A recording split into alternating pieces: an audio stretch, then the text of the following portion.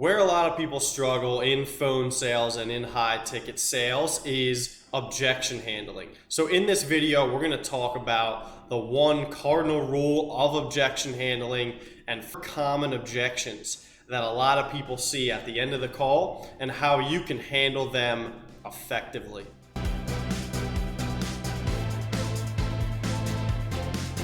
What's going on, guys? It's Brad Chilcrow here. I'm fired up about this video. I love talking high ticket sales. I love this topic. Make sure you smash that like button, subscribe to this video. In the comments, let me know if you have any questions. I appreciate the support. I appreciate your help in helping me to grow this channel so I can keep providing value for you guys. We're talking all things marketing and sales, all things make money online. In a high ticket sales call, almost every time towards the end of the call, there's going to be a little bit of Q&A. There's likely going to be some questions that are going to be asked. And most of the time, you'll find yourself in objection handling. So people will give you objections. I have to think about it. I have to talk to my spouse. I don't have the money, etc. Now, the one cardinal rule from my experience in high ticket sales that I've learned and has helped me to be successful with high ticket sales is that every time you're given an objection, you must respond by asking a question. Because if you just make a statement, you're losing your figure of authority in the sales call. You're putting the ball back into their court. But if you ask a question, you're prompting them to think a little bit deeper, and you're also potentially providing yourself with more information so that you can dig a little bit deeper into what's the true reason behind the objection. Objection number one is, I need to think about it, or I need to sleep on it, or I need to pray on it. Basically, what this objection is telling me is that the customer is not in a position where they're ready or able to make a decision. So my job now is to find out why they're not able to make that decision. A really good thing to say here is just simply, okay, is there something in particular that you need to think about? And just put the ball back in their court. Maybe they hadn't thought about what they need to think about in the first place, right? Maybe the reason is they're actually not interested in the product at all, but they're just afraid to tell you over the phone, look, I'm not interested. So if they answer with, look, hey, Brad, I'm sorry, I'm really just not interested in the product. That's good. The phone call's over, right? I don't have to waste any more of my time. I don't have to waste any more of their time. But is there something deeper there? Have they not been able to effectively make decisions in the past? Has that caused them any issues in other areas of their life?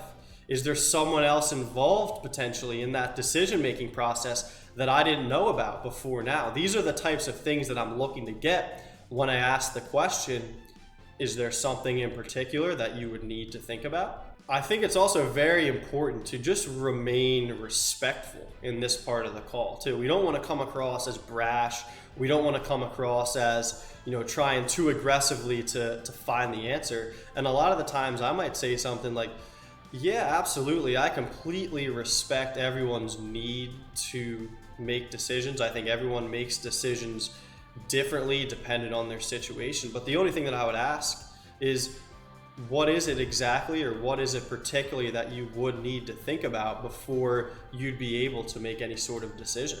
Common objection number two, I need to talk to my spouse. This is a common one. A good way to respond to this is to maybe ask the question, is your spouse going to be going through this program with you? Or is your spouse going to be starting this business with you?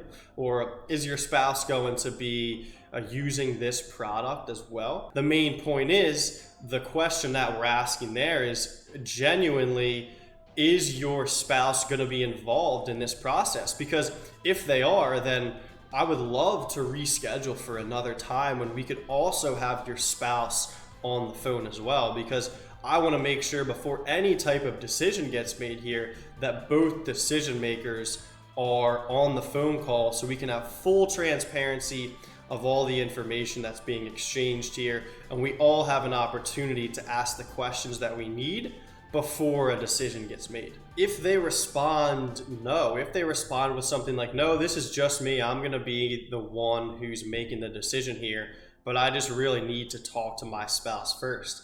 Well, this is where we can start to dig a little bit deeper. Maybe the lead has made a bad purchase in the past, and that's an area of conflict between them and their spouse. Well, that's something as a salesperson that I'm going to want to know, right? Because I can ask a couple more questions about that. You know, could you tell me a little bit more about that experience and how that affected you?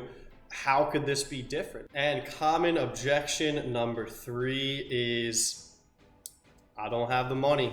This is a common one. This is going to happen a lot, especially in high ticket sales when you're working with $2,000, $3,000, $4,000, $5,000 products. Now, what we want to do here is find out a little bit more about their financial situation. So a lot of the times I might simply ask the question, could you tell me a little bit more about that?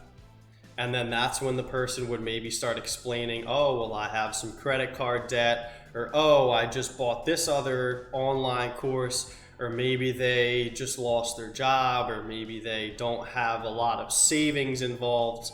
By simply asking a question, yeah, could you just tell me a little bit more about that? You're just going to get more information that you need so that you can continue to move the call along and further handle this objection. Now, once you've gotten some more information, maybe you find out that they simply just don't have the cash available to make a purchase right now. A great question to ask is, do you have access to credit?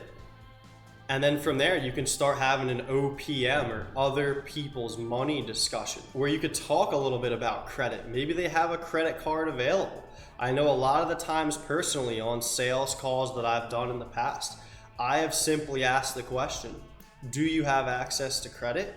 And then that triggered something in the lead's mind. Well, actually, you know what? I have a $6,000 line on this credit card that I got 3 months ago that I haven't even taken out of the package yet. And I could apply this here directly. So just simply triggering the idea of credit in the lead's mind can be a very, very valuable question. If we're discussing OPM or other people's money, it's important to discuss the value of credit, especially with a coaching offer or an e-learning course offer, or maybe a make money online type of offer, because the value of using credit to initially invest in yourself or invest in your business is just something that's going to pay off down the road. And it's important that the lead knows that, right? It's not a sunk cost, or it's not a lost cost. It should be used as an investment. The credit should be used as a vehicle to get you from where you are right now to where you want to go, right? And it might be important here to revisit maybe some of those goals you talked about in the beginning of the call. Maybe the person had the desire to go traveling. Maybe the person had the desire to quit their 9-to-5 type of job. There is going to be plenty of cases where they don't have the funds available, they don't have access to credit immediately. Something that we can do is offer them credit options to use as well. Either way, the most important thing that we need as a salesperson is to just have a full understanding of their financial situation, so that if we're doing follow-ups in the future, we can reference that information that we already have, and we could also help the lead to really make the most effective decision. Wrapping things up, it's really, really important when we're in the objection handling part of a call that every time we are asking a question and just trying to get more information.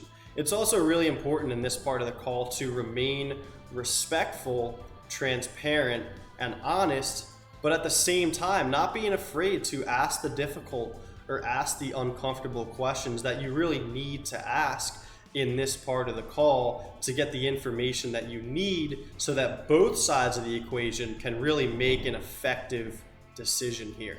Thanks for checking out this video. Make sure to like, comment, subscribe. Go ahead and ring that bell so you get a notification every time I release a new video. We're talking all things sales and marketing. We're talking all things make money online. I'll catch you guys on the next video.